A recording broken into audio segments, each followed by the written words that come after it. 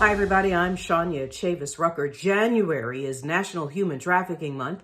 And of course, the county's primary agency devoted to dealing with human trafficking, YouthSpark, well, they've got a lot of plans. Here now to talk to us about it is Jennifer Swain, the Executive Director of YouthSpark. Jennifer, good to see you. Hi, Shania. Thank you so much for having me. So what are you all focused on this year? January is National Human Trafficking Prevention Month.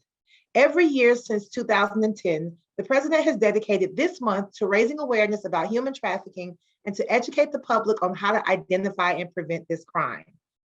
We here at YouthSpark are so excited because this month we're taking the opportunity to make everybody in our community aware of the problem, how you might be able to spot it and report suspicious behavior. But we're also this month going to be taking our time out, widening our safety net to not talk about the signs of human trafficking, but what makes young people so vulnerable. And Jennifer, how has the pandemic impacted your office and how you all do things? We at YouthSpark recognize that we're still in the middle of a pandemic.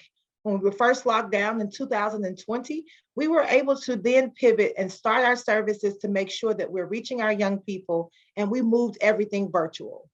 This year, we've been able to continue to go make strides back in person with our kids, but it's about keeping our kids, our family, and our team members at YouthSpark safe.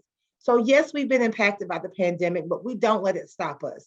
Our traditional service delivery, while we have moved and made some efforts to start back working with our kids, we recognize at any given time with exposures, we have to go back to the original virtual model. So for us, we've learned a lot of ways on how to reach kids through the tiny screen, but we also recognize that there's so much of the abuse that we simply can't see. And we need to make sure not only are we communicating with our families much more closely than we have in previous times, but we also want to make sure when we can meet together safely in person that we do just that, because our kids feel comfortable when they're here inside of our youth services center, especially if some of the abuse and neglect is taking place in the home. And Jennifer, your final thoughts? While January is Human Trafficking Prevention and Awareness Month, we want February to be Human Trafficking Action Month. You learn about it all month long. Connect yourself to resources. Make sure that if you want to become involved, we invite you to become a YouthSpark ambassador on January the 25th.